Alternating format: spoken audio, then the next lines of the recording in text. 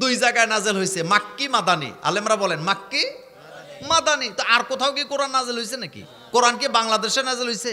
কোরআন কি ইরাকে নাজেল হয়েছে, ইরানে নাজেল হয়েছে? না, কোরআন নাজেল হয়েছে হয় মক্কায়, না হয় মদিনায়। মক্কার ইসলাম যদি আপনি মানেন, তাহলে আপনাকে ঈমান আনতে হবে। আমানতু বিল্লাহি, পড়েন আমানতু বিল্লাহি ওয়া মালাইকাতিহি ওয়া কুতুবিহি ওয়া রুসুলিহি ওয়াল ইয়াউমিল আখির ওয়াল কদরি খাইরিহি ওয়া শাররিহি মিনাল্লাহি তাআলা ওয়াল বাসি বাদাল মাউত। এই টোটালটা হলো মক্কার ইসলাম। সুবহানাল্লাহ। মক্কার ইসলাম হলো আমানতু বিল্লাহ, বলেন আমানতু বিল্লাহি ওয়া মালাইকাতিহি ওয়া কুতুবিহি ওয়া রুসুলিহি ওয়াল ইয়াউমিল আখির ওয়াল কদরি খাইরিহি ওয়া শাররিহি মিনাল্লাহি তাআলা ওয়াল বাসি বাদাল মাউত। এটা হলো মক্কার ইসলাম। মক্কায় কিন্তু কি নাজেল হয়েছে? ইমানের কথা, আখেরাতের কথা, কবরের কথা, মিজানের কথা, হাসরের কথা, ফুলসিরাতের কথা, ফেরেশতার কথা, কিতাবের কথা, নবীদের কথা, সব মক্কায়। সব কোথায়? কিন্তু যখন আপনি মদিনায় যাবেন, তাইলে মক্কার ইসলাম বুঝলাম। মদিনার ইসলামে কি আছে? মদিনার ইসলামে আসছে, বাপ যখন সন্তানের জন্য জমি জমা ভাগ করবে, কারো প্রতি বেশি কম করা যাবে না, সমান সমান দিতে হবে। মক্কার ইসলামের ভিতরে যৌতুক খাওয়া, কথা কয় না, সুদ খাওয়া। মদিনার ইসলামের মধ্যে যৌতুক নাই, নিষেধ। মদিনার ইসলামের মধ্যে সুদ খাওয়া যাবে না। মদিনার ইসলামের মধ্যে ফাঁকিবাজি চলবে না, ন্যায় বিচার করা লাগবে। মদিনার ইসলামের মধ্যে মিথ্যা সাক্ষী দেওয়ার কোনো সুযোগ নেই। কারণ সাক্ষী কিভাবে দিতে হবে এটা মদিনার ইসলামে আছে না নাই? বোনের সম্পদটা কদ্দুর কিভাবে দিতে হবে মদিনার ইসলামে আছে না নাই? সমাজের মধ্যে মেল দরবার করতেছেন, কিভাবে বিচার করবেন এটা মদিনার ইসলামে আছে না নাই? চোর যদি চুরি করে ধরা পড়ে হাত কেটে দাও, এটাও মদিনার ইসলামে আছে না নাই? যে মদ খাবে, নেশা কর, তারে 80 ডোররা মারো, এটা মদিনার ইসলামে আছে না নাই? আস-সারিকু ওয়াস-সারিকাতু ফাকতাউ আইদিয়াহুমা। চোর যদি চুরি করে ধরা পড়ে, হোক সেটা চোর হোক সেটা চুন্নি, দুইটার হাত কেটে দাও, এটা মদিনার ইসলাম। আমার কলেজার ভাইয়ারা, কেউ যদি মদ পান করে ধরা পড়ে, নেশা করে, তাকে 80টা বেত্রাঘাত করো, এটা মদিনার ইসলাম। কেউ যদি পরকিয়া করে, কি করে? আস্তে কোন, কি করে? পরকিয়া করে, অর্থাৎ বিয়ার পরে যদি জিনায় লিপ্ত হয়, তাকে কোমর পর্যন্ত গেড়ে দিয়া পাথর মেরে হত্যা করা লাগবে, এটা মদিনার ইসলামে আছে না না? কেউ যদি নামাজ তরক করে, ঘরে নামাজ পড়ে যদি মসজিদে না যায়, তার ঘরটাকে আগুন দিয়া জ্বালায়া দেওয়ার হুমকি মদিনার ইসলামে আছে না নাই? তো মদিনার ইসলামে বোধহয় দাড়ি নাই। মদিনার ইসলাম কি? রাসূল বলেছেন আজান হলো, এই হাদিস বোধহয় আর কোনোদিন শুনেন নাই। রাসূল বলতেছেন, দয়াল নবী বলতেছেন আজান হলো, কিন্তু মসজিদে আসলো না নামাজ পড়ার জন্য, আমি মুহাম্মদ সাল্লাল্লাহু আলাইহি ওয়াসাল্লামের মন চায় ঘরটাকে জ্বালায় দেই। এটা কোন জায়গার ইসলাম? বলেন কোন জায়গার? তো মদিনার ইসলামে দাঁড়িয়ে আসেনি? তা আপনি যে কইতেছেন মদিনার ইসলাম মানব, আপনার মধ্যে তো দাঁড়িয়েই নেই, মানে ফাগলামি আর কি একটা। এটা কি ধোকাবাজি? এটা কি? আমার কলেজার ভাইয়ারা, কথা লম্বা করতে চাই না, পর্দা লাগবে। আমাদের সমাজ একটা সময় পর্দার ওয়াজ করতো, হুজুরেরা মানুষেরা শুনতো, মহিলারা গোসল করতো যেই জায়গায়, ওই জায়গাটারে পর্দা দিয়া রাখতো। কথা কি ঠিক? আগের দিনের মহিলারা বেড়াইতে গেলে সন্ধ্যার পরে যাইতো, বিকেলবেলা যাইতো, রিক্সার মধ্যে উঠার পরে আরেকটা কাপড় দিত। দেখছেন না আপনারা? এখন আর আসেনি? এখন তো আমাদের মহিলাদের মধ্যে এমন মা বোনও আছে, সবাই খারাপ এটা বলি নাই, কিছু কিছু মা বোন আছে বাজারের ব্যাগ লইয়া সিএনজির সামনের সিটে বইয়া যায়, এমন আছে না? কুমিল্লা পুলিশ লাইন থেকে আমি কান্দিরপাড় যাব, তো জরুরি কাজ, অটোর জন্য দাঁড়াইছি পুলিশ লাইন, আপনারা তো যান ওখানে। তো একটা অটো আসছে, সকালের দিকের খবর, মানে আমি অটোর সামনে বয়ে বই না, কারণ অটো তো এটা হেলিকপ্টারের মতো ছুড়ে, কথা ঠিক না? আবার ইদানিং যে রিক্সাগুলো চলে, এটা এক পা উঠাইয়া আরেক পাও নামাইয়া মনে হয় যেন বিমান না রকেট চালাইতেছে, কোনো ব্যালেন্স নাই। কথা কি ঠিক? আবার আপনি একটা কইবেন 10টা কয়ে দিব। তো এরকম অটো একটা আইছে, আমি সিট নেই, আমি পেছনে বসতে হবে। অটোওয়ালাকে, হুজুর উঠেন। আমি সামনে বসতে পারি না, আমি পেছনে বসি, তুমি যাও, আমি পরে আসতেছি। এবার হেতের তো প্যাসেঞ্জার একটা দরকার, হেতে হুজুর কনে বইলো না বইলো এটা দরকার আছে নি। হেতে কে হুজুর সমস্যা নেই উঠেন, না আমি পারবো না। এখন পেছনের সিটে মহিলা একটা ব্যাগ ট্যাগ লইয়া বসে রয়েছে, উনি কয় হুজুর সমস্যা নেই, আমি সামনে বই, আপনি পিছে বল। আমি মনে মনে কই, যেই অটোর মধ্যে মহিলা কয় আমি সামনে বই আপনি পিছে বন, এই অটো উইটা আল্লাহর গজব টাইনে আনার দরকার নেই। আল্লাহর গজব কি এমনি এমনি আসে না, আমাদের পাপের কারণে আসে বলেন তো? এই কথা কি আমার না আল্লাহর? জহারাল ফাসাদু ফিল বাররি ওয়াল বাহর বিমা কাসাবাত আইদিন নাস। আল্লাহ বলছেন জলে স্থলে যে বিপর্যয় হয়, জলোচ্ছ্বাস হয়, ঘূর্ণিঝড় হয়, টর্নেডো হয়, ভূমিকম্প হয়, এগুলো আমি আল্লাহ তোমাদের দিতে চাই নাই, তোমাদের নিজেদের হাতের কামাই করা। বাংলাদেশে ঘূর্ণিঝড় হয়েছে এই পর্যন্ত, জুমা থেকে আজকে পর্যন্ত 4 বার। কয়বার? এখন কয় ঢাকা শহর ছাড়ো, বলছেনি তো ঢাকা শহর ছাইরা তুই যাবি কই? বোকা কোথাকার। আপনাদের মনোযোগ ঠিক আছে?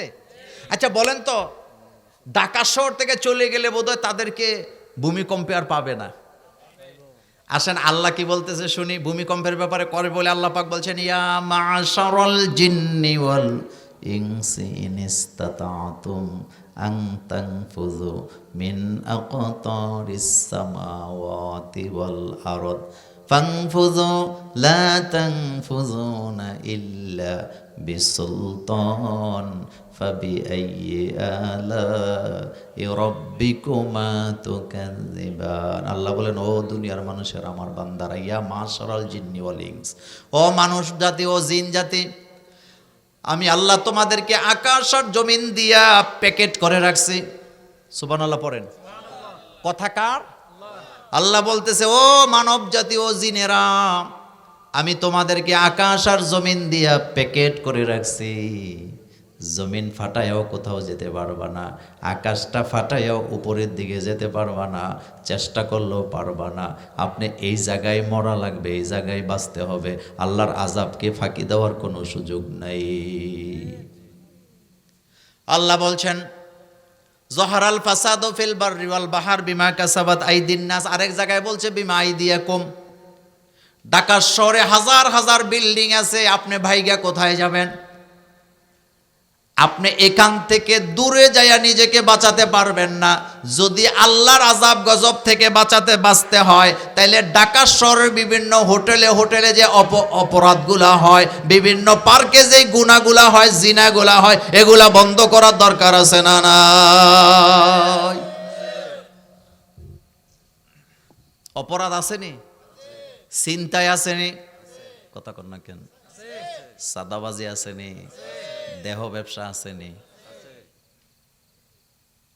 আমি আজ থেকে 5-7 বছর আগে একবার মানে বিভিন্ন হোটেলওয়ালারা মরা মুরগি বিক্রি করে এই রকমের একটা কথা নিয়ে একটা ওয়াজের মধ্যে বলছিলাম, একটা রিপোর্ট দেখে। এক হোটেলের মালিক আমারে ফোন দিয়ে কয়, হুজুর এত ভালোবাসি, এত ভালো জানি, আপনি তো দিলেন একটা ব্যবসা শেষ করে।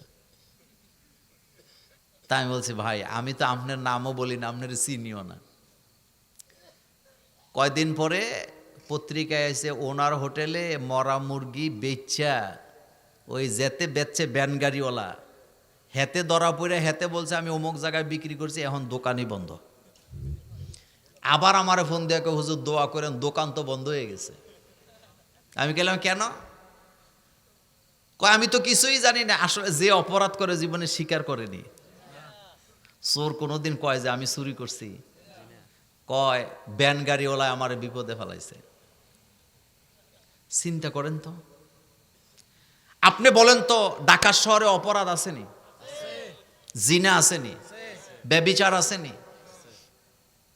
পৃথিবীর অসংখ্য শহরকে আল্লাহ ধ্বংস করে দিয়েছে। কাউমে লুত যেটাকে আপনারা ডেড সি বলেন, এখন বিজ্ঞানীরা কয় মৃত সাগর। একটা সাগর আসেনি? ঘটনাটা কি ঘটছিল? পুরুষে পুরুষে বিয়ে করে, নারীরা নারীকে বিয়ে করে। হযরতে লূত আলাইহিস সালাম বারবার তাদেরকে সতর্ক করতেছে আল্লাহর গজব আসবে। হযরতে লূত আলাইহিস সালামের স্ত্রী সুদ্ধা এলাকার সমাজের লোকেরা লূত আলাইহিস সালামকে ঠাট্টা করে, কয় লূত কবে আসবে আযাব, কবে আসবে গজব? হযরতে লূত আলাইহিস সালাম বিরক্তি হয়ে আল্লাহকে বলেন, আল্লাহ আমি এখান থেকে বেরিয়ে গেলাম, তুমি তোমার সিদ্ধান্ত নাও। রাতের বেলা জিবরাইল আমিন আসছে, তারা যখন প্রচণ্ড ঘুমের মধ্যে ছিল, জিবরাইল আমিন আসছে। আল্লাহ বলেন, জিবরাইল জমিনটাকে উল্টায়া দাও। আমরা এখন জমিনের পিঠের মধ্যে আছি না? জিবরাইল আমিনকে যদি আল্লাহ পাঠায়, তিনি আইসা বাংলাদেশটারে আঙ্গুল দিয়ে ঢুকাইয়া উল্টানের ক্ষমতা জিবরাইল আলাইহিস সালামের আছে নাকি নাই? জিবরাইল নবীর শক্তির ব্যাপারে আল্লাহ বলছে শাদীদুল কুওয়া। কি বলছে? জিবরাইল আমিনের প্রচন্ড ক্ষমতা, প্রচন্ড শক্তিশালী তিনি। আশেপাশের লোকেরা সকালবেলা যায় দেখে, যেই জায়গায় গ্রাম ছিল, বাড়িঘর ছিল, একটা গ্রামও নাই, একটা বাড়িও নাই, পুরা এলাকাটা সমুদ্র হয়ে আছে। পানি থাকে যেখানে, মাছ থাকবে সেখানে, সেটাই তো স্বাভাবিক। কিন্তু ওই জায়গায় যাবেন, মাছ নাই, ওই পানিতে নামবেন, আপনি ডুবেও যাবেন না, বেঁচে থাকবেন। এই পাপের চিহ্ন চিরদিনের জন্য এই জায়গায় রেখে দিছে কে?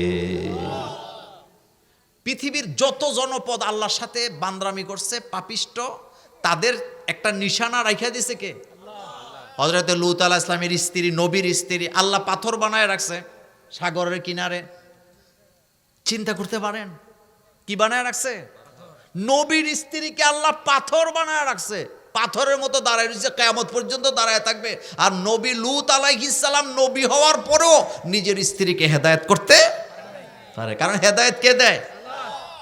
আল্লাহ পাক দেয়। আমার কলেজের ভাইয়েরা, কথা শুরু করছিলাম অহংকার দিয়ে, কারোর সাথে অহংকার করবেন না। আরেকটা কথা বলে দিয়ে যায়, আল্লাহ পাক বলছে, তুমি যখন সাক্ষী দাও, তুমি যখন বিচার আচার করো, কথা বলো, দুনিয়ার কাউকে ভয় করে কথা বলবা না, ভয় করবা কাকে? আর জোরে বলেন কাকে? আল্লাহকে। আমাদের সমাজে টাকা হইলে মিথ্যা সাক্ষী পাওয়া যায়নি? আপনাদের এই এলাকায় পাওয়া যায় না? তিনটা পাপের শাস্তি আল্লাহ দুনিয়াতেও দিবে, আখেরাতেও দিবে। কয়টা? এক নাম্বার, যারা আত্মীয়র সাথে বেঈমানি করে। বলেন, আপনারা বলেন, কার সাথে? রক্তের সাথে যারা বেঈমানি করে, দুনিয়াতেও আল্লাহ শাস্তি দিবে, আখেরাতেও দিবে। দুই নাম্বার, আল্লাহ নবী বলেছেন, যারা ক্ষমতা পায় মানুষের উপরে জুলুম করে, আল্লাহ তাদেরকে দুনিয়াতেও শাস্তি দিবে, আখেরাতেও দিবে। আম্মা জান আয়েশা সিদ্দিকা রাদিয়াল্লাহু তাআলা আনহা বলেন, কাবাগর ভাঙার জন্য হস্তি বাহিনী আসছিল। এই হস্তি হাতিগুলাকে যারা চালাইছিল, হাতি চালায় যারা, তাদের কি বলে? মাউত বলে। কি বলে? মা আয়েশা বলেন, কাবাগর ভাঙার জন্য যে হাতিগুলাকে আনা হয়েছিল, তাদের তো পরিকল্পনা ছিল হাতির গলার মধ্যে রশি বাইন্ধা, ওই রশির আরেক মাথা কাবাগরকে গ্রাও করে হাতি দিয়া টান দিবে, কাবাগর ভাঙ্গা দিয়ে চলে যাবে। কিন্তু মা আয়েশা বলে, যারা হাতিগুলাকে চালাইয়া আনছিল, রশি গলায় বাইন্ধা কাবাগর ধ্বংস করবে, সেই হাতি চালানা সৈনিকদেরকে আমি আয়েশা নিজের চোখে দেখেছি। তাদেরকে আল্লাহ শেষ জমানায়, কোন জমানায়? তাদের বুড়া বয়সে আল্লাহ তাদের অন্ধ বানাইছে, বিকলাঙ্গ বানাইছে, দেশে দেশে ভিক্ষা করে খাইছে, থাকার জায়গাও তারা পায় না। আপনি মানুষের উপর অত্যাচার করতেছেন, আত্মীয়তার সম্পর্ক ছিন্ন করতেছেন, মানুষকে কষ্ট দিচ্ছেন, যন্ত্রণা দিচ্ছেন, মিথ্যা মামলা দিচ্ছেন, আপনি দুনিয়াতে শাস্তি পাবেন, পাবেন, কোনো সন্দেহ নেই। এরকম আসেনি? আরেকটা কথা বলি, এটা মনে পড়ছে। আমাদের দেশে একজন বাপ মা 4টা-5টা সন্তান জন্ম দিছে। এই বাচ্চাগুলো আস্তে আস্তে বড় হয়, ভালোবাসার কোনো কমতি ঘরে নাই। ভাই ভাইরে ভালোবাসে, বোন ভাইকে ভালোবাসে, ভাই বোনকে ভালোবাসে। কিন্তু একটা পর্যায়ে সাংসারিক জীবনে যায় যখন কামাই শুরু হয় ছেলে মেয়েদের, তখন সংসারে গন্ডগোল আছে নাকি নাই? আপনারা বলবেন মোল্লা ভাই এটা কেন হয়? আজকে একটা কথা, একটা পয়েন্ট বলি, সেটা হলো আমরা ইসলাম মানি না, সেজন্য আমাদের সংসারগুলোতে গন্ডগোল হয়। এই যে আপনি বাপ, ছোটবেলা ছেলে মেয়েরা যেভাবে কথা শুনছে, এখন বড় হয়েছেন শুনে না, এখানে আপনার আমারও কি কমতি আছে? মনোযোগ দেন, এদিকে তাকান, আমি বেশি করে আলোচনা 1 ঘন্টার কথাই বলি আমি, এবার শুনেন। এই যে বড় ছেলেরা আগে কামাইতে যায় না, কথা কন না কেন? আগে কামাইতে কে যায়? বড় ছেলে। এই ছেলে যখন বিদেশে গেল, লক্ষ লক্ষ টাকা আপনাকে কামাই করে দিল, শরীয়তের হুকুম হলো আপনি কিন্তু তখন ক্লিয়ার করার দরকার ছিল, মানে ছেলে আর বাপের মধ্যে চুক্তি হওয়া দরকার ছিল। বাপ যদি ছেলেরে বলতেন, তুমি যে আমার এই টাকা দাও, এটার মালিক কি আমি নাকি তুমি আমার কাছে জমা রাখতেছ? ছেলে, বড় ছেলে কামাই করে, মেজো ছেলে কামাই করে, প্রথম এটা স্বাভাবিক। কিন্তু এরা কামাই করে যদি বাপ মার কাছে জমা রাখে আর ক্লিয়ার করে যে এই টাকার মালিক আমি, আমার ভাই বোন এটা পাবে না, তাহলে এই টাকা থেকে বাবা মা তার অন্য সন্তানকে দিতে পারবে না। তাহলে বাপ মা হুঁশ থাকতো যে না, তার টাকা কারোর দেওয়া যাবে না। কিন্তু হেতে আবেগের তাড়নায় বাপের কাছে টাকা দিছে, বাপ নিছে লাখ লাখ টাকা, কিন্তু বাপ ভাবছে আমার ছেলেই তো, আমারই তো দিছে, তো এখান থেকে আমি 2 লাখ 3 লাখ 5 লাখ টাকা আমার অন্য সন্তানের জন্য খরচ করলাম।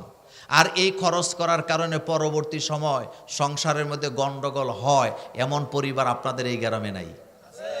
একটা দুইটা না, সব জায়গায় এই রোগ সব ঘরে ঘরে আছে নাকি নাই? আছে।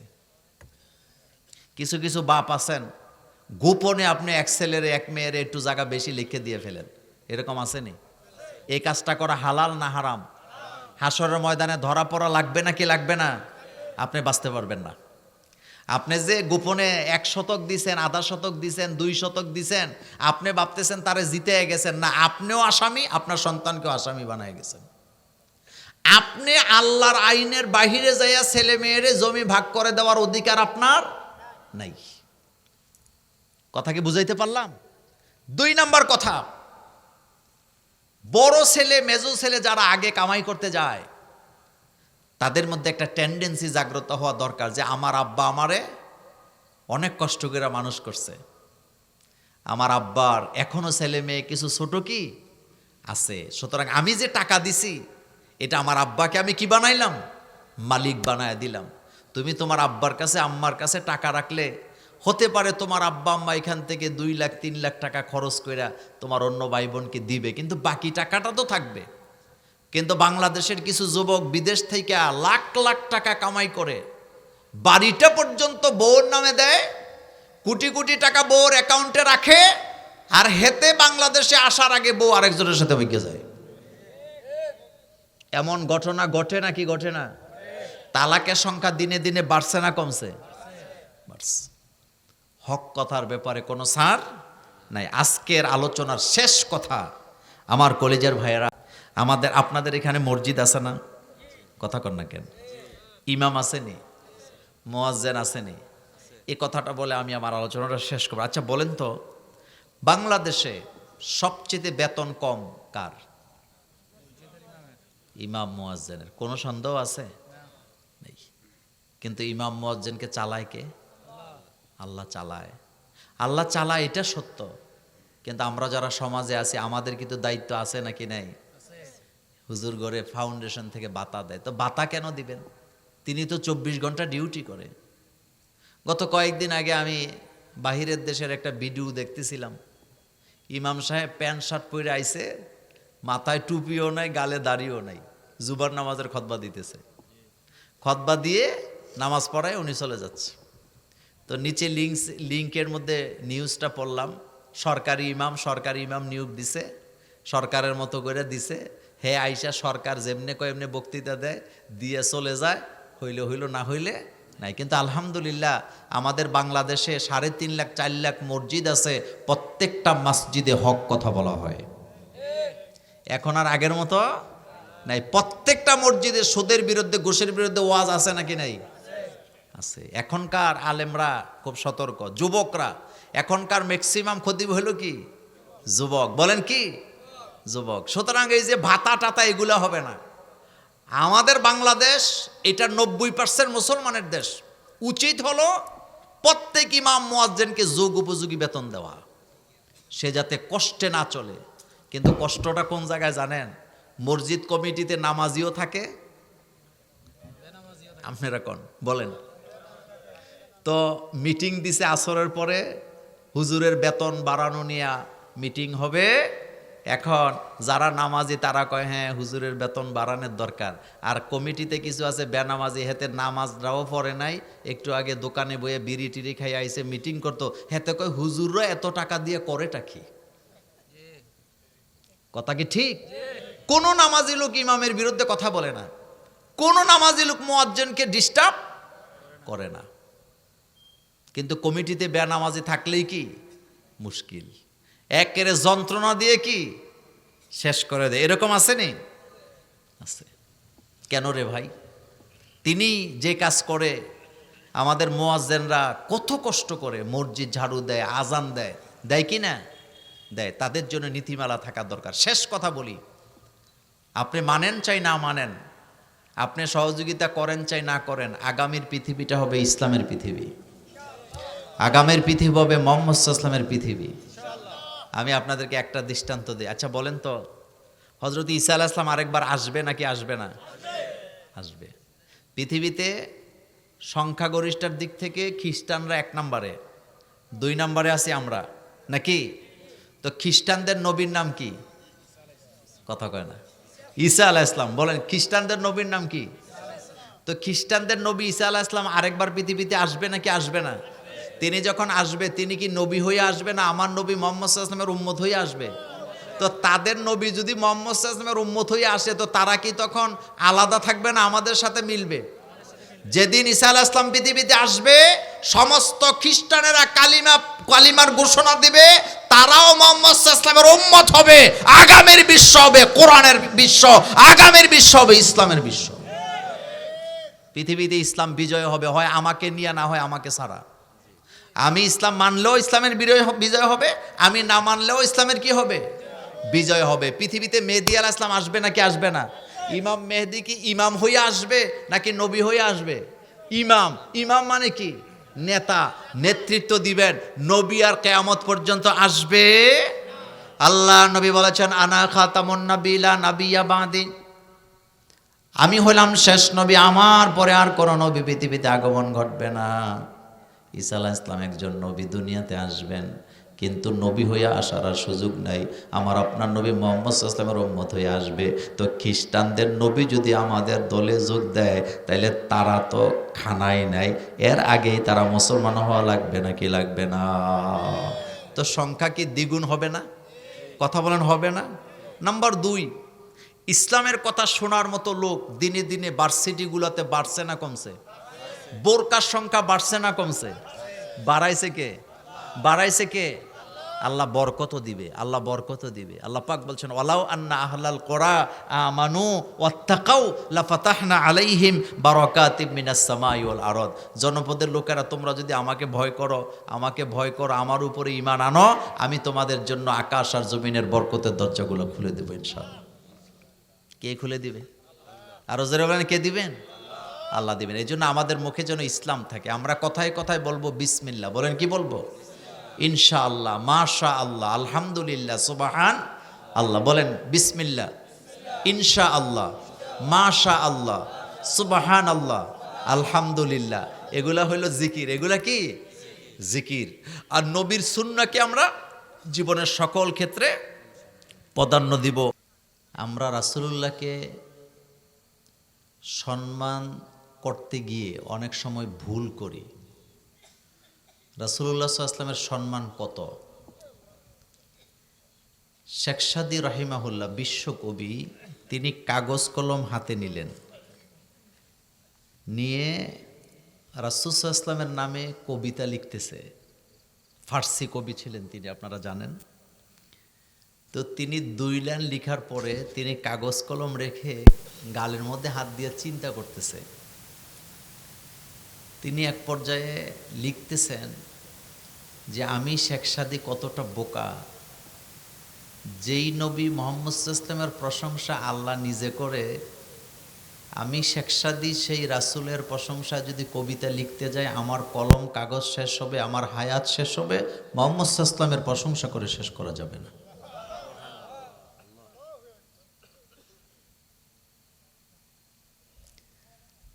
জান্নাতের দরওয়াজা খোলা হবে না রাসূল সাল্লাল্লাহু আলাইহি ওয়াসাল্লামকে ছাড়া। সুবহানাল্লাহ পড়েন। মানে জান্নাতের দরজা তালা মারা, ভিতর থেকে ফেরেশতারা দাঁড়িয়ে আছে। আল্লাহ রাসূল সেখানে যাবেন, ফেরেশতারা দরজা খুলবেন, এর আগে দরজা খোলা হবে না। একজন সাহাবা মা আয়েশা রাদিয়াল্লাহু তাআলা আনহাকে বললেন, আমার নবী কেমন ছিল? তো মা আয়েশা রাদিয়াল্লাহু তাআলা আনহা তিনি তো বলতে পারতেন যে তিনি তো স্ত্রী, রাসূলকে কাছ থেকে দেখছেন, বলতে পারতেন যে তিনি মেজাজ গরম করে, ঠান্ডা রাখে, এটা করে সেটা করে, বলতে পারতেন কি না? কিন্তু না, তিনি উল্টা প্রশ্ন করলেন, আলাস্তা তাকরাউল কোরআন, তোমরা কি কোরআন, তুমি কি কোরআন পড়ো না? সুবহানাল্লাহ পড়েন। কি বলতেছে, তুমি কি দেখছেন? তাইলে রাসূল সাল্লাল্লাহু আলাইহি ওয়াসাল্লাম কোথায় আছে? মায়েশা বললেন, আলাস্তা তাকরাউল কোরআন, তুমি কি কোরআন পড়ো না?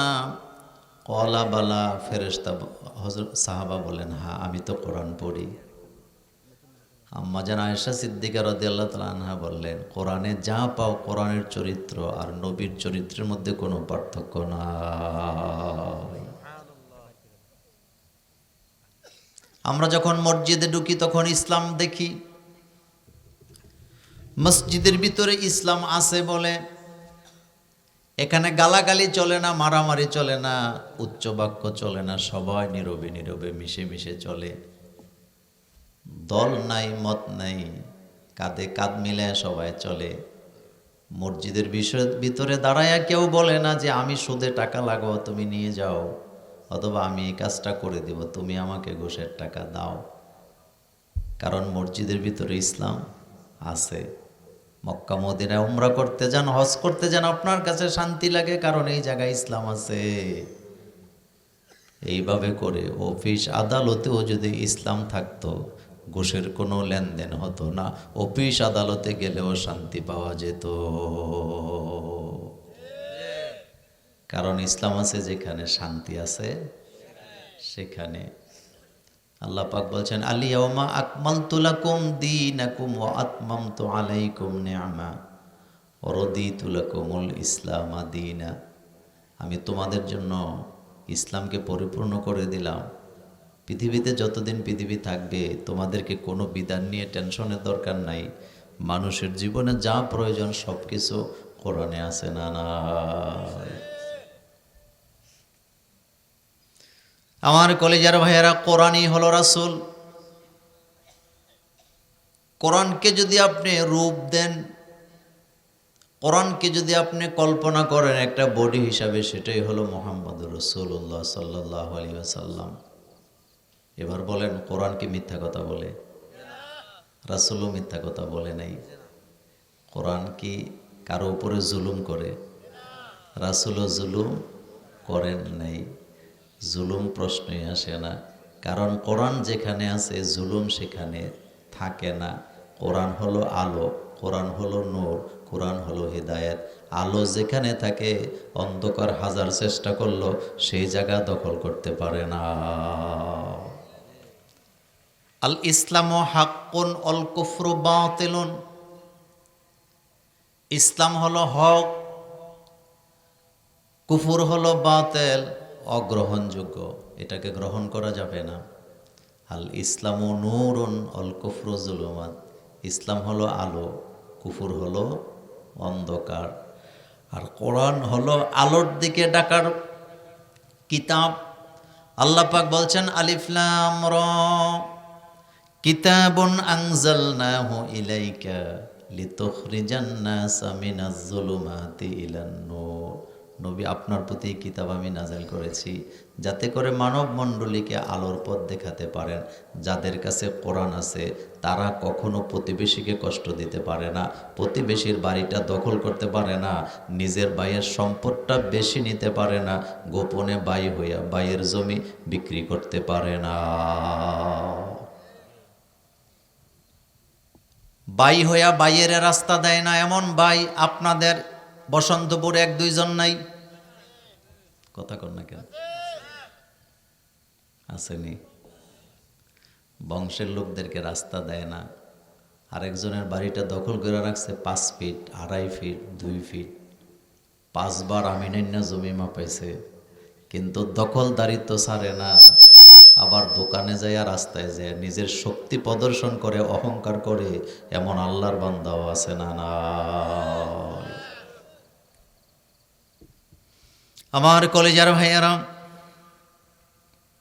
কারো মধ্যে যদি যাররা পরিমাণ অহংকার থাকে, এই লোক জান্নাতে যেতে পারবে না। এটা মোল্লার কথা না, আল্লাহর কথা।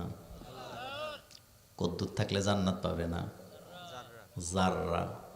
নবীজি বলেছেন, কারো হৃদয়ে যদি যাররা পরিমাণ অহংকার থাকে, এই লোক আল্লাহর জান্নাতে প্রবেশ করতে পারবে না।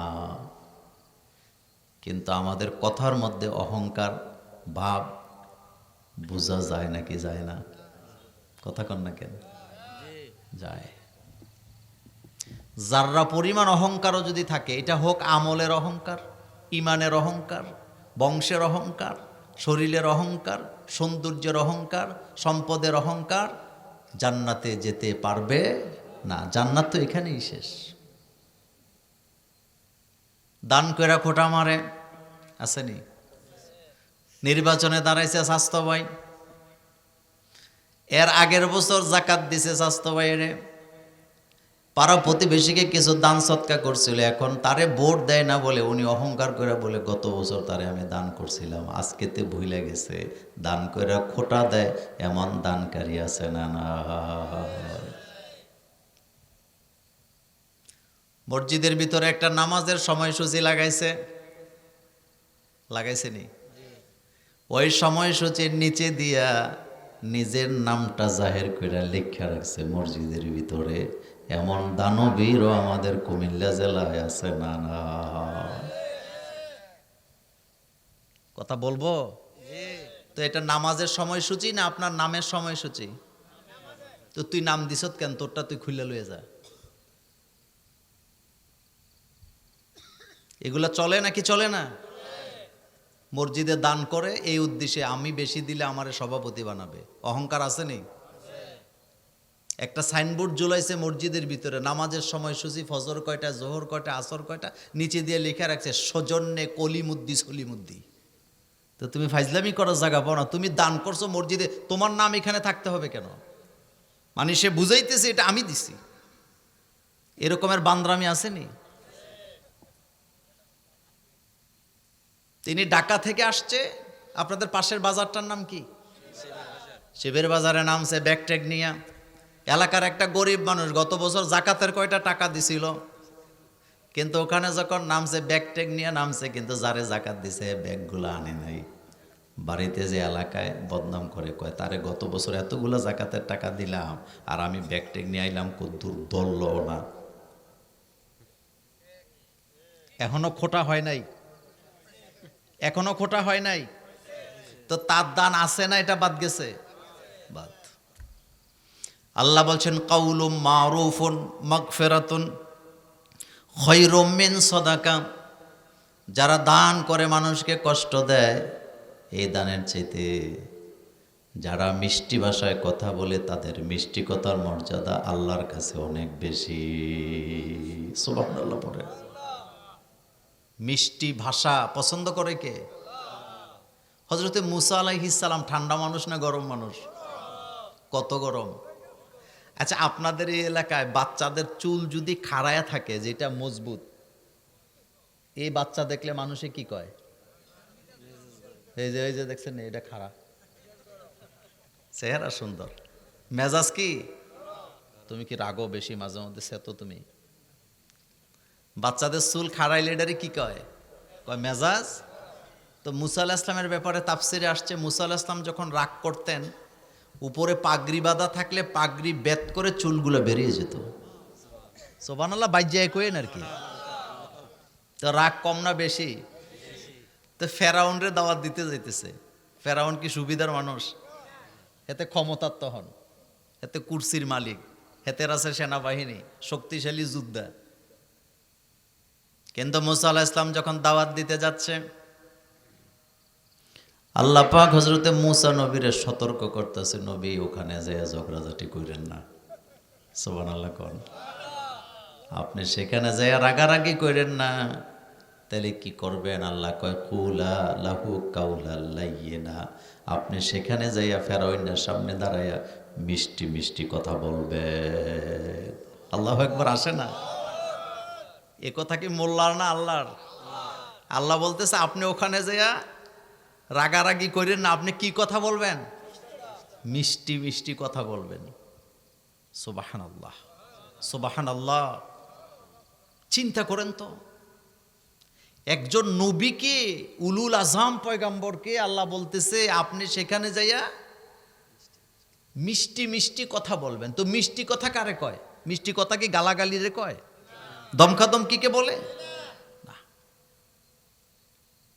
আল্লাহ নিজে রেজাল্ট দিলেন, কুলা লাহু কাউলাল লাইয়িনা, নবী আপনি মিষ্টি মিষ্টি কথা বলবেন, রাগারাগি করবেন না। তার মানে বোঝা গেল দাওয়াতি কাজের মধ্যে রাগারাগি করা যায় না।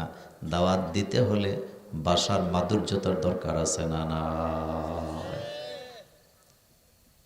মানুষের বক্তৃতার মধ্যে জাদু থাকে, এটা রাসূলুল্লাহর হাদিস।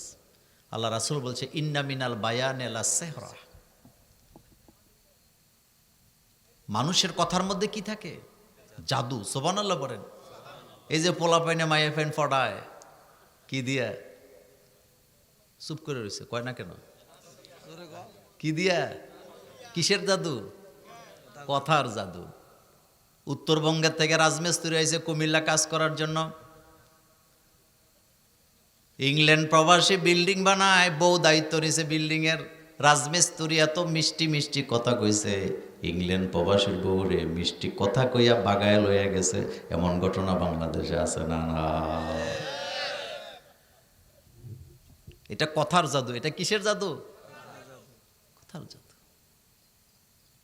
মুরাদনগর ইংল্যান্ড প্রবাসী, ইংল্যান্ডে থাকে, হেই বেড়ার বউ বাগজে রাজমিস্ত্রির লগে। বলেন তো কিসের জাদু? কথা, কথার জাদু। এই যে আপনি বলতেছেন যে ভুইয়াবাড়ির মাইয়া সিএনজি ওলার লগে বাগজে, সিএনজি তো বিষয় না, ঘটনা তো ঘটছে কথা। এই যে পোলা পাইনে মোবাইল করে বান্ধবীর ইনাইয়া বিনাইয়া কত কথা যে বলে, হেতে মায়েরে সুন্দর করে ডাক দিতে পারে না, বাপেরে সুন্দর করে ডাক দিতে পারে না, মানুষের সাথে ভালো আচরণ করতে পারে না, কিন্তু বান্ধবীরে ফোন দিলে হেতে মোমের মতো গলি যায়। এটা কিসের জাদু? কথার জাদু। মানুষকে এই কথা আল্লাহ শিখাইছে আমাদেরকে। সুবহানাল্লাহ। কে শিখাইছেন? আল্লাহ। আমার কলেজার ভাইয়েরা, এই জন্য আল্লাহ পাক বলছেন আর রহমান, পড়েন আর রহমান আল্লামাল কোরআন খলাকাল ইনসান আল্লামাহুল বায়ান। আমি তোমাদেরকে ভাষা শিক্ষা দিছি, আর ভাষার মধ্যে আবেগ আছে না? নাই। আল্লাহ যদি আমার ভাষা না শিখাইতো, আমাদেরকে ভাষা না শিক্ষা দিতেন, আমরা অচল। আমরা কি কথা বলার সময় একজন আরেকজনকে কি মারতাম? গুতা দিতে। তো এই পয়েন্টটা শেষ করতে চাই, যাদের মধ্যে যাররা পরিমাণ অহংকার আছে তারা কোথায় যেতে পারবে না? এবার দেখেন আল্লাহ রাব্বুল আলামিন ইবলিসের সাথে কথা বলতেছে। কার সাথে? ইবলিসের সাথে আল্লাহ কথা বলতেছে। আল্লাহ বলছেন কলা মা মানাকা। এখানে কলার ফাইল কর্তা হলো আল্লাহ নিজে। আল্লাহ পাক বলতেছেন মা মানাকা আল্লাহ তাসজুদা ইজ আমারতুকা। ও শয়তান, ও ইবলিস, আমি যখন তোমারে বলছিলাম আমার আদমকে সেজদা করো, কে তোরে মানা করছিল? সুবহানাল্লাহ বলেন। কথা বলতেছে কে? আল্লাহ। কার সাথে? ইবলিসের সাথে বলতেছে মা মানাকা, কে তোরে নিষেধ করছিল? আমি যখন বলছিলাম তুই আমার আদমকে সেজদা কর। এবার শয়তান কি বলতেছে শোনেন, সে বলতেছে কলা আনা খৈরুম মিনহু, আমি কেন আদমকে সেজদা করব, আমি আদমের চাইতে ভালো। কেমনে ভালো? খলাক্তানি মিন নার, আপনি আমারে বানাইছেন আগুন দিয়া, ও খলাক্তাহু মিন তিন, আপনি আদমরে বানাইছেন মাটি দিয়া। দেখছেন, আল্লাহ বলতেছে মা মানা কা, কে তোরে নিষেধ করলো? তো সে বলতেছে আনা খৈরুম মিনহু, আমি তার চেয়ে ভালো। তো সে আবার যুক্তি দেয়, যুক্তিটা দিতেছে কার সাথে? কত বড় বেয়াদব, আল্লাহর সাথে যুক্তি দেয়। চিন্তা করছেন, এরকমের বেয়াদব সমাজেও আছে, নিজের বাপেরে মায়েরে হাতে যুক্তি দেয়, আসেনি? ইসলামের মধ্যে যুক্তি টুক্তি চলে না, ইসলাম চলে দলিল দিয়া। বলেন কি দিয়া? বিশ্বাস করেন ইসলাম হচ্ছে দলিল। হাযা বায়ানুল লিন্নাস, এটা মানুষের জন্য স্পষ্ট দলিল। আমার কলেজের ভাই খেয়াল করেন, সে নিজেকে বলতেছে খলাক্তানি মিন নার, আমি ভালো, কারণ আমার আপনি আগুন দিয়া বানাইছেন। ও খলাক্তাহু মিন তিন, আপনি আদমরে বানাইছেন মাটি দিয়া, এই জন্য আমি তার চেয়ে ভালো, আমি সেজদা করলাম না। সেম কন্ডিশনে আল্লাহ পাক আদমকে বললেন, আদম আমি তো বলেছিলাম লা তাকরাবা হাযিহিশ শাজারা, ওই গাছের নিকটে যাবা না, কেন গেলা? আদম আলাইহিস সালাম যুক্তি দিতে পারতো যে আল্লাহ এটা বানাইছো কিত্তা, যেটার কাছে যাওয়া যাবে না, বলতে পারতো না? আদম আলাইহিস সালাম বলতে পারতেন আল্লাহ এত নাজ নেয়ামত জান্নাতে থাকতে এমন একটা গাছ বানাবার কি দরকার ছিল যেটার কাছে গেলে আপনি আমার প্রতি রাগান্বিত হবেন? যুক্তি দিতে পারতেন, কিন্তু যুক্তি দেয় নাই, মাথাটা নত করলেন। মাথাটা নত করে তিনি দোয়া করতে শুরু করলেন, ক্বালা রব্বানা যালামনা আনফুসানা ওয়া ইল্লাম তাগফির লানা ওয়া তারহামনা লানাকুনান্না মিনাল খাসিরিন। দোষ দিছে নিজেরে, জোরে বলেন কারে? বলতেছে রব্বানা, আয় আমার রব, যালামনা, আমি জুলুম করছি, আনফুসানা, আমি আমার নিজের উপরে। কিন্তু বাংলাদেশে দুইটা গ্রুপ আছে, কথায় কথায় আল্লাহকে আসামির কাঠগড়ায় দাঁড়া করায়, নবীকে আসামির কাঠগড়ায় ধরা করায়, আল্লাহকে তারা দোষ দেয়। এমন জুলুম করার মতো দুইটা পার্টি আছে, একটা হলো লালনবাদ আর একটা হলো বাউলেরা। মনোযোগ আছে আপনাদের? লালুন্যায় গান লেখছে কি শুনেন, যেমনে নাচাও তেমনে নাচি, এরপরের শব্দটা কি? পুতুলের কি দোষ? মনোযোগ আছে মুরব্বীরা? মনোযোগ আছে? এখানে আসামি কারে বানাইছে? নাউজুবিল্লাহ বলবেন না? মানে সে বুঝাইতেছে আমি জিনা করি, মদ খাই, গাঁজা খাই, নেশা করি, সীসা খাই, যা ইচ্ছা তা করি, নাচি গাই, এটা তো তুমি আমারে করাও, তো আমি ফুতুল, তুমি আমারে করাও, আমার দোষ কি?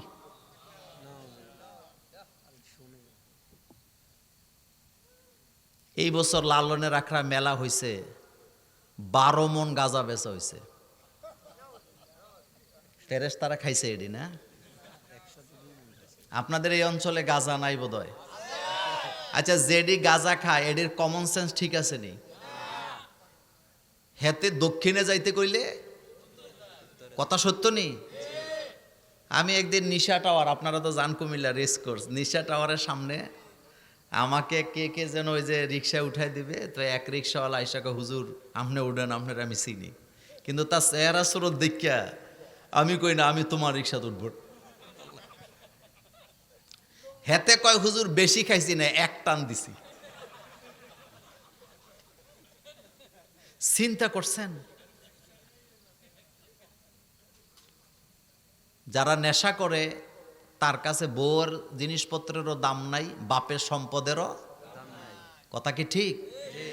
বাংলাদেশে আমার একজন আত্মীয়, কথা তো রেকর্ড হয়, তিনি চিফ ইঞ্জিনিয়ার ছিলেন, তো ওনার ছেলে নেশা করত। আমি ওনার জানাজার ইমামতি করেছি, উনি ওসিয়ত করে গেছে মোল্লা নাজিম আমার জানাজা পড়বে, কিন্তু আফসোস ছেলেদেরকে কোরআন পড়াতে পারে নাই। ছেলে নেশা করত, ওনাকে পিস্তল ধরতো মাথার মধ্যে, যতক্ষণ টাকা না দিত ছেলে যাইতো না।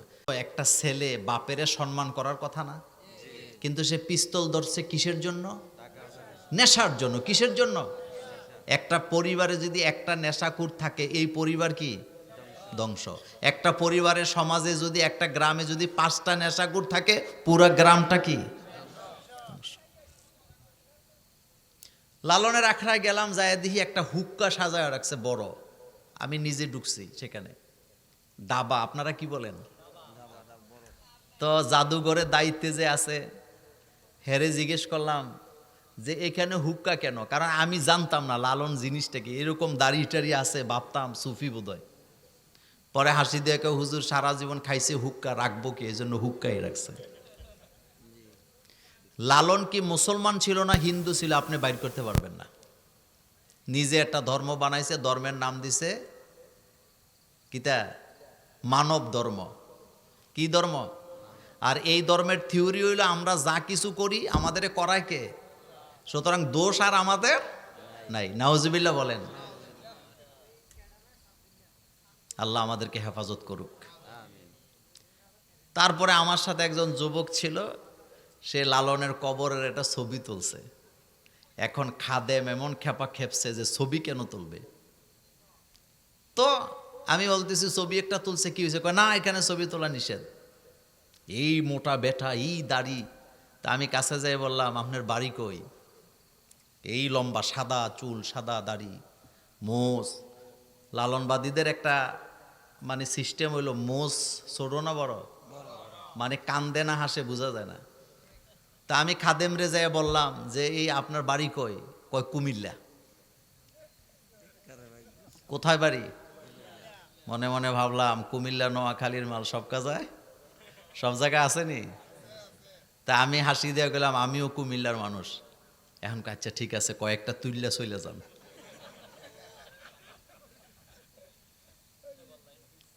এই যে কথাটা বললাম, বলেন তো আমি মদ খাইয়া যদি বলি যে আল্লাহ আমারে খাওয়াইছে, আমি কি মোমেন না কাফের?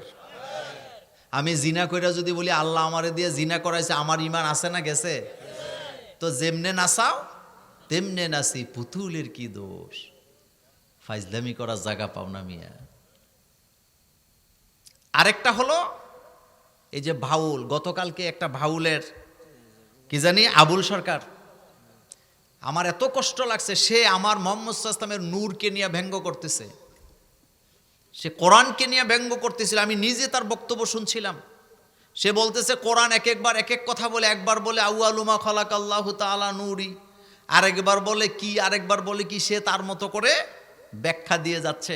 আল্লাহ নাকি একবার কইছে আমি প্রথমে ফেরেশতা বানাইছি, আবার কইছে আমি নিজে আমার নূর বানাইছি, আরেকবার নাকি আল্লাহ বলছে মোহাম্মদ সাল্লাল্লাহু আলাইহি ওয়াসাল্লামের নূর আগে বানাইছে। বাউল গানে আপনারা যারা গেছেন, দুইজন থাকে বাউল গান গায়, পালা গান যেটাকে বলে। আপনারা অন্তর থেকে, আমি যারা গেছেন, যারা যান নাই তাদের দরকার নেই, বলেন তো ওই বাউল গান যারা গায় বা পালা গান যারা গায়, তাদের গানের মধ্যে অশ্লীলতা আছে নাকি নাই? আছে। মায়ের বুকের দুধ নিয়ে কথা বলে, মানুষের পাছা নিয়ে কথা বলে, মানুষের গোপঙ্গ নঙ্গ নিয়ে কথা বলে, বলে নাকি বলে না? কিন্তু আপনারা যারা আমার সামনে বসে আছেন, বলেন তো এই কোরআনুল কারিমে একটা অশ্লীল কোন শব্দ আছে? সুবহানাল্লাহ পড়েন। একটা অশ্লীল কোন শব্দ কোরআনে আছে? 30 পারা কোরআনের কোথাও আপনি একটা অশ্লীল শব্দ পাবেন না। অথচ স্বামী স্ত্রীর কথা কোরআনে আছে নাকি নাই? বিয়ের কথা কোরআনে আছে নাকি নাই? সন্তান জন্ম দেওয়ার কথা কোরআনে আছে নাকি নাই? কিন্তু অশ্লীল কোন শব্দ নাই। এটা কোরআন, এটা পবিত্র কিতাব। আমি আমার বাড়ি তিতাসে, তো এক এই রকমের ভণ্ড, আমার বাপের আবার সে দোস্ত মানুষ। আমার একদিন ছাত্র জীবনের কথা, উনি আমারে বলতেছে তাব্বাতিয়া দিয়া সূরা দিয়া নামাজ পড়লে নামাজ হবে না। মনোযোগ আছে নি? কোন সূরা? মানে শয়তান না মাথা তো। আমি তো বুঝি নাই। আমি বললাম যে হবে না কেন? কয় তুমি নামাজে দাঁড়াই আরেকজনের জন্য বদদোয়া করতেছ, তো তোমার নামাজ হইব কেমনে? তো তাব্বাত ইয়াদা সূরার মধ্যে আসলে তো বদদোয়াই নাকি? আর বদদোয়াটা আমরা কারে দেই? আবু লাহাব রে। কারে দেই? আমার মুরব্বী বাবারা বুঝতেছেন নি কথা। এখন উনি আমারে বলতেছে তোমাদের নামাজ হবে না, এই জন্য আমরা মসজিদে যাই না, নামাজ পড়ি না। আমার বাপের বন্ধু মানুষ। আমি তো বুঝি নে, তাকায় আছি কি কথা, মাথার মধ্যে কত শয়তান ঢুকলে এমন কথা বলা যায়। সে বলতেছে তুমি নামাজে দাঁড়ায় আরেকজনের জন্য বদদোয়া করবা, তো তোমার নামাজ কেউ বনি। কিন্তু পরবর্তীতে বুঝতে পারছি আমার আল্লাহ কোরআনুল কারীমকে এমনভাবে নাজিল করছে, কোরআন থেকে যেই পদ্ধতিতে যেই তেলাওয়াত করবেন সওয়াব আছে নাকি নাই। আপনাদের এই গ্রামের নাম কি? আচ্ছা, আপনারা যারা আমার সামনে আছেন বলেন, কোরআনের এক অক্ষর পড়লে কয় নেকি? তো কোরআনুল কারীমে আল্লাহ তাআলার নাম আছে না? আল্লাহর নাম তেলাওয়াত করলে প্রতি অক্ষরে কয় নেকি? 10। নবীর নাম তেলাওয়াত করলে প্রতি অক্ষরে কয় নেকি? তো ফেরাউনের নাম আসেনি? ফেরাউনের নাম তেলাওয়াত করলে প্রতি অক্ষরে কয় নেকি? কয় নেকি? হ্যাঁ, 10 নেকি। এখন আপনি কবেন মোল্লা ভাই ফেরাউন্নায় দুষ্ট মানুষ, ফেরাউন্নার নাম তেলাওয়াত করলে কেন 10 নেকি হবে? কারণ আপনি এটা কোরআন থেকে তেলাওয়াত করতেছেন, এই জন্য আপনারও 10 নেকি হবে। আর আপনি যদি তেলাওয়াত নাই করেন তো ফেরাউনদের চরিত্রটা কেমন হয় এটা আপনি জানবেন কেমনে? আবুল আহাব, এবার খেয়াল করেন বদদোয়া আমরা কেন দেই। আবুল আহাব আমার নবীকে বদদোয়া দিতেছিল, তাব্বাত ইয়াদা সূরা কিন্তু আগে তখনও নাজেল হয় নাই। আবুল আহাব বলতেছে তাব্বালাকা মুহাম্মদ, ও মুহাম্মদ তোমার জন্য ধ্বংস।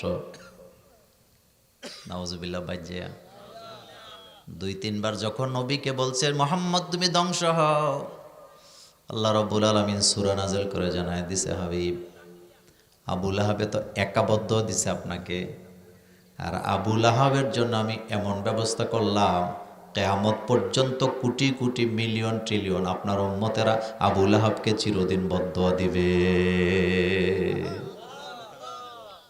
হেতে গালি দিছে, বদদোয়া দিছে একা, কথা ঠিক না? আর আমরা মুহাম্মদ সাল্লাল্লাহু আলাইহি ওয়াসাল্লামের উম্মতেরা একজনে গালি দেই নাই, কোটি কোটি মানুষে দিচ্ছি তাকে। এই বদদোয়া আমাদেরকে শিখাইছেন কে?